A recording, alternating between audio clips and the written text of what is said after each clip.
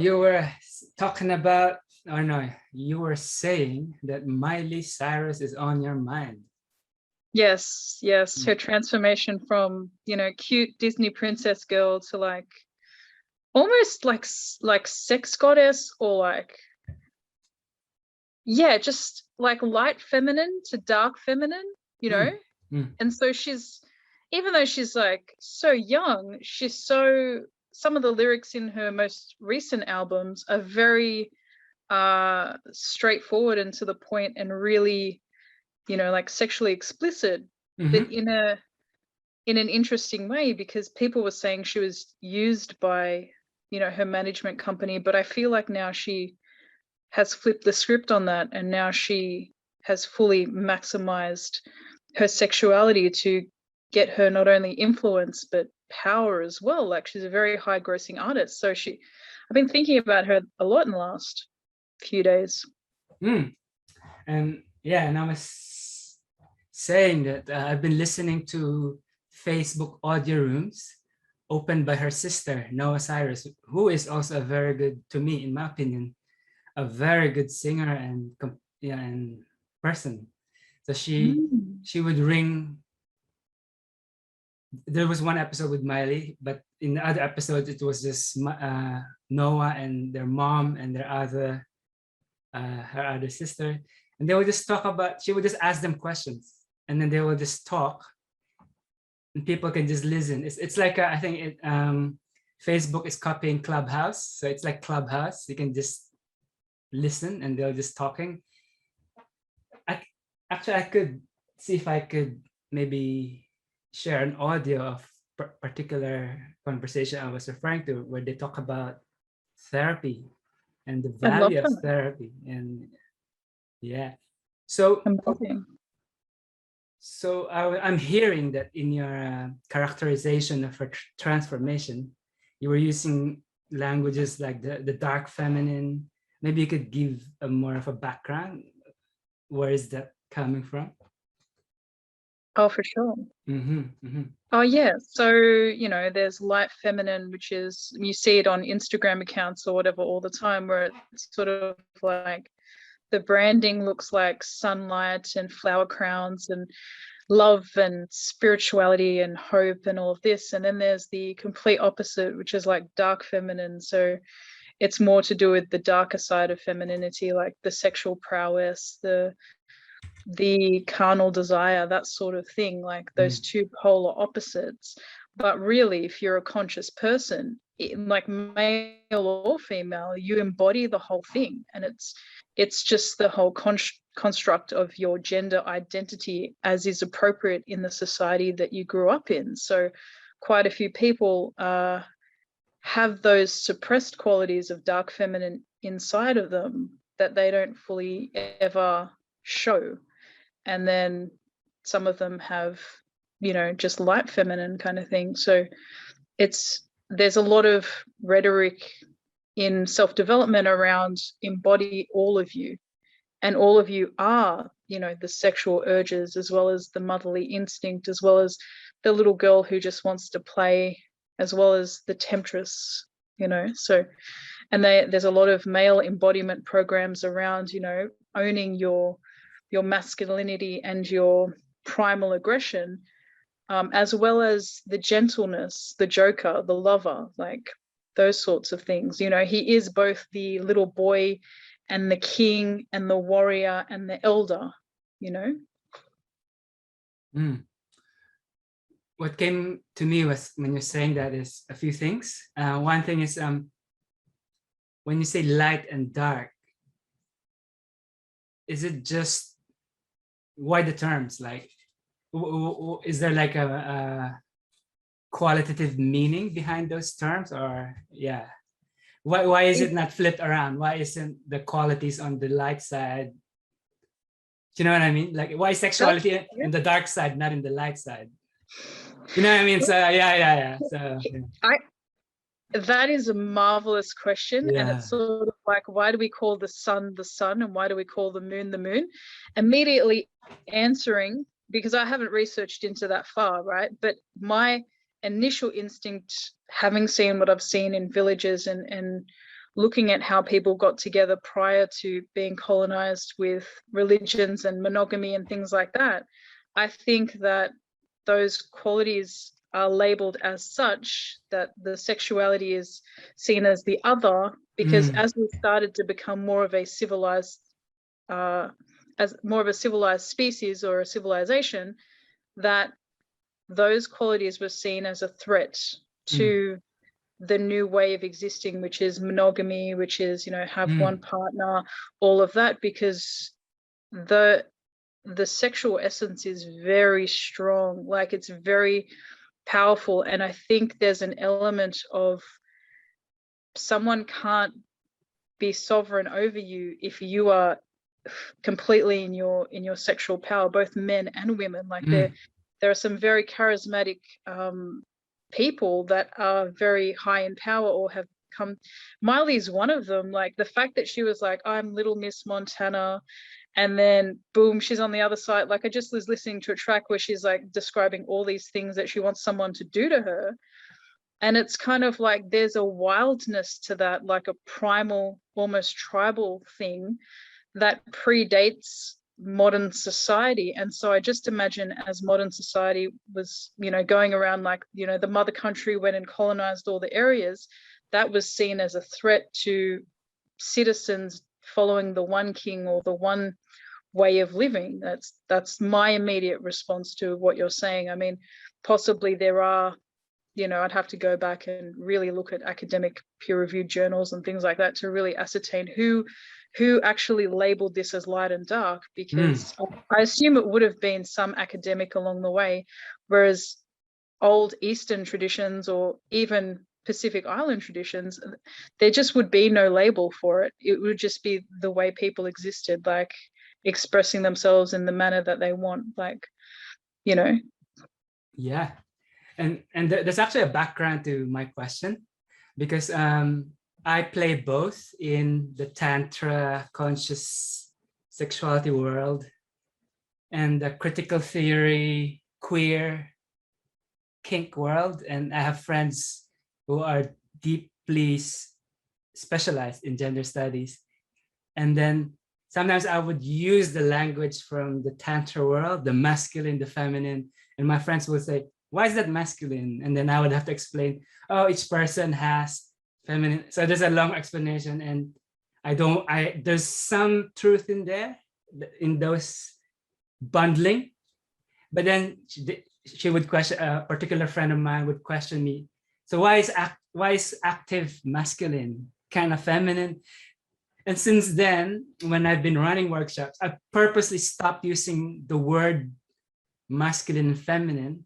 What I do is I have to name the qualities. It's actually good, because I realized, like when I say masculine, my idea of that would be so different from you or whoever's listening, right? Depending on where they learn that.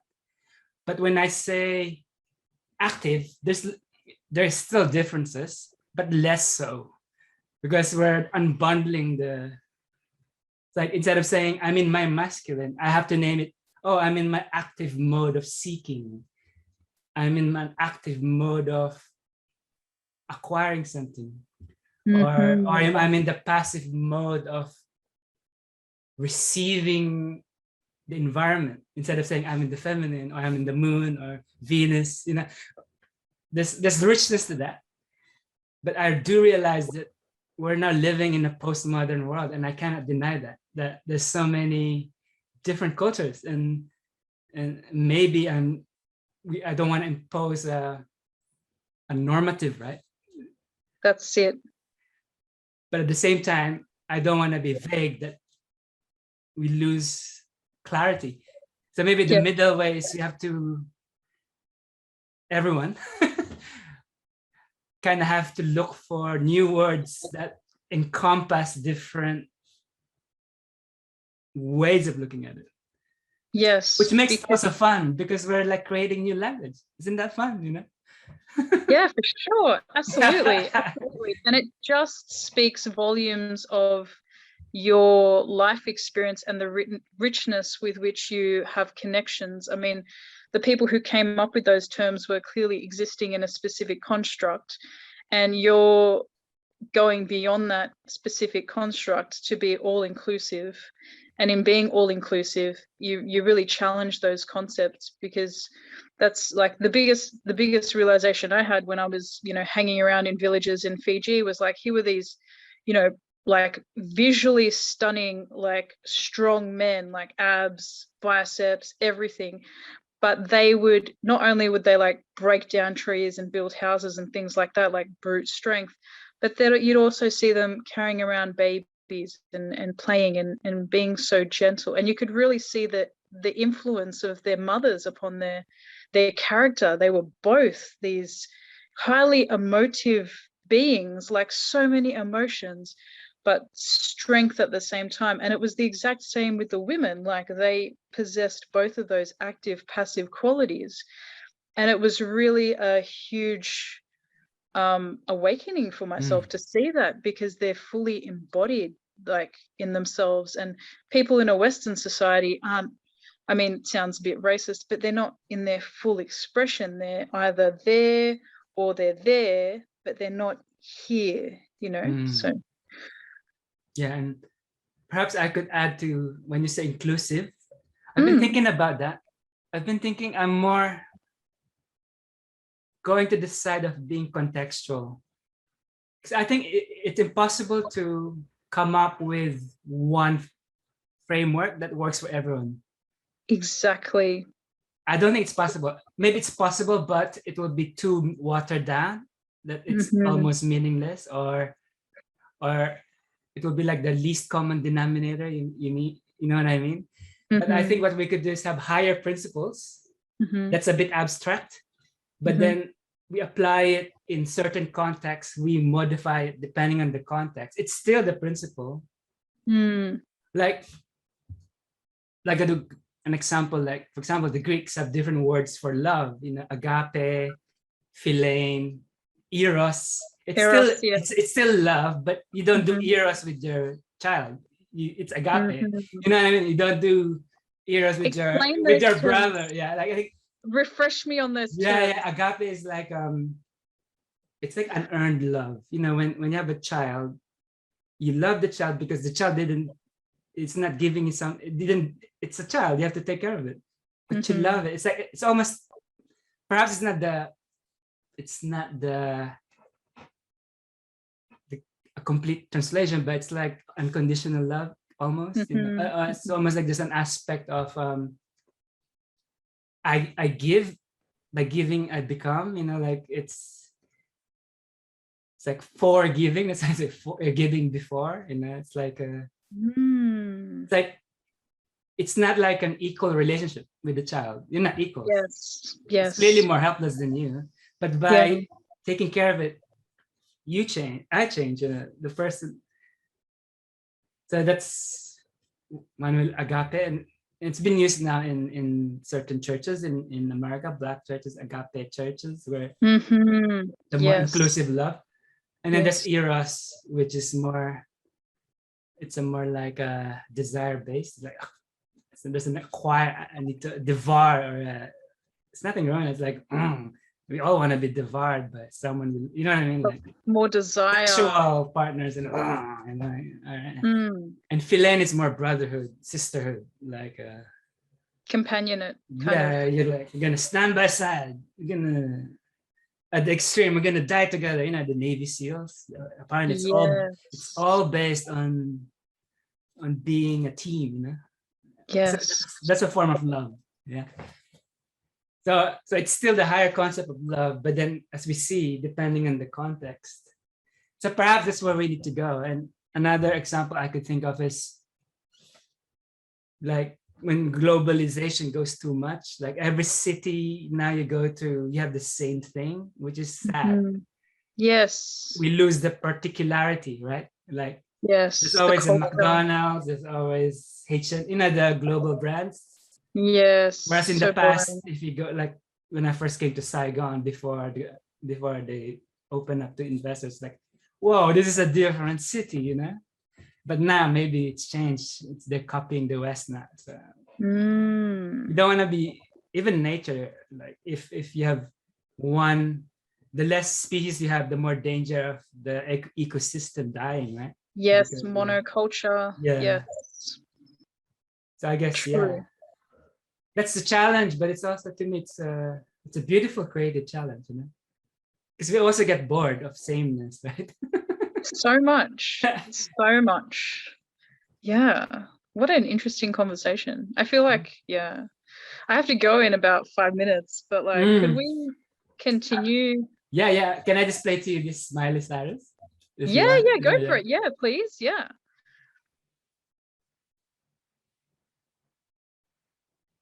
Where is it? Share.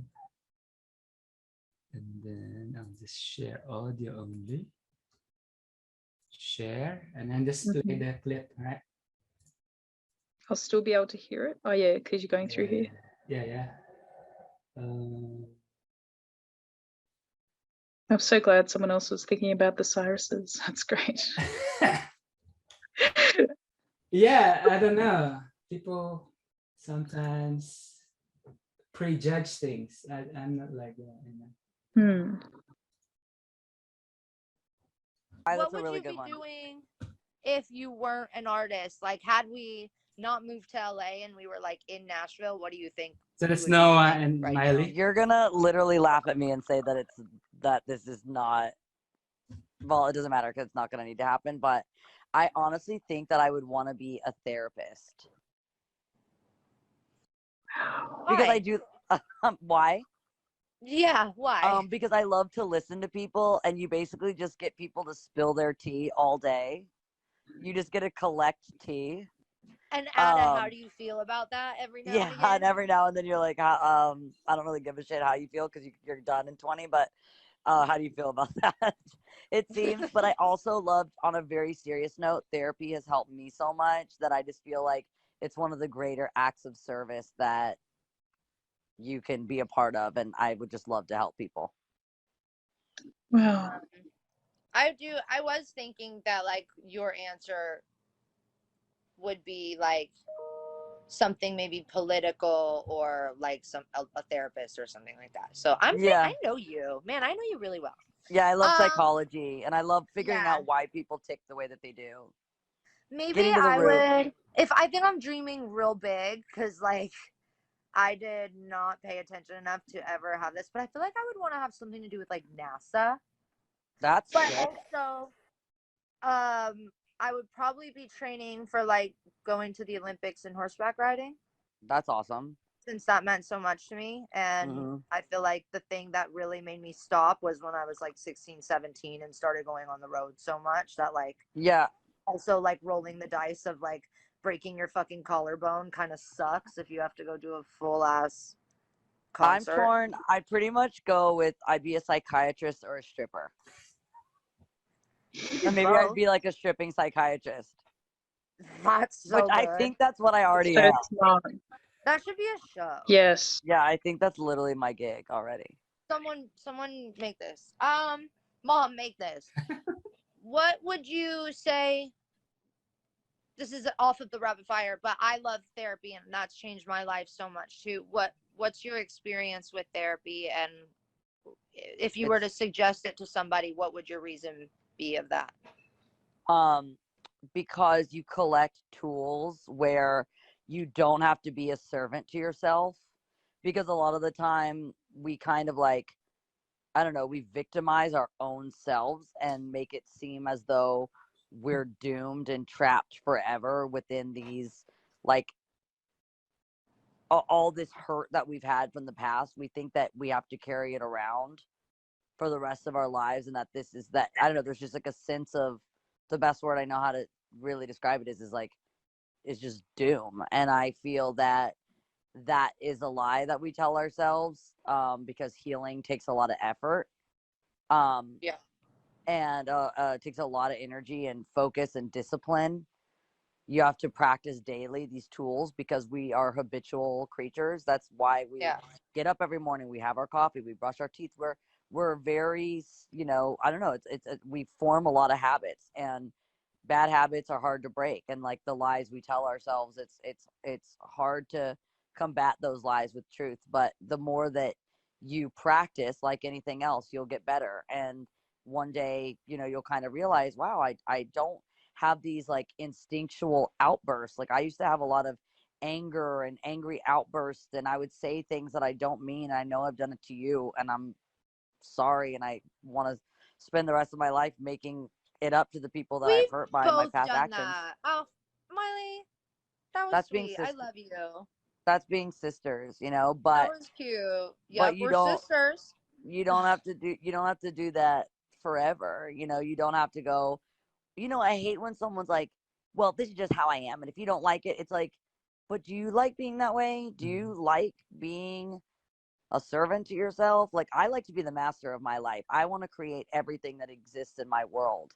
And I know that we all have the power to do that. And so I just love tools. And there's a couple tools that I've learned that changes all my relationships. And right now I only have healthy relationships in my life, but it has nothing to do with the other people that I'm in the relationships with. It has to do with the way that I interact with them. Yeah. Miley, that was beautiful. So good. Thank you, Noah. Yeah, that was just a snippet, but the quality of the conversations, that's the best. Holy goodness. That's one of the best endorsements for therapy I've ever heard, actually. Exactly. Can we please pick up that audio exactly where it is? Yeah. Either whenever you're free next, and just continue this conversation, because that part that she said, I want to be a stripping psychologist, because on the outside I was like, she went from this to this and they used her. And then when I looked at her recent albums and how much she banks, like she grossed like 160 million or something, like she's incredibly clever. And then I recently heard this artist, Tori Amos, who's I love Tori. Yes, so you know, right? And they're like, yeah. oh, she's very sexual and whatever. And the interviewer asked her, why you like that? And she goes, it's a conversation when I perform, and I've been in bars where no one was paying attention, and so I had to make them pay attention. And it's sort of like sexuality is demonized, but it accesses a different part of us. And she's created that conversation, and there's just so much more I want to say, like, yeah, you know, like that we could just go for another 2 hours. We'll continue. Tori, like Tori Amos saved my life. I think there were times that her music carried me through. You know, sometimes when music, like listening to an album, just carries you through. Her music is poetry. I write poetry. Me too. Her lyrics are so poetic. When you hear her? When I hear her, I went to a concert, and I was in the opera house, and I was just there, just pages while she was singing. And I asked people, and no one, like, I don't know a lot of people who actually do that, but maybe, like, please send me another time where you are free, and we will definitely continue this.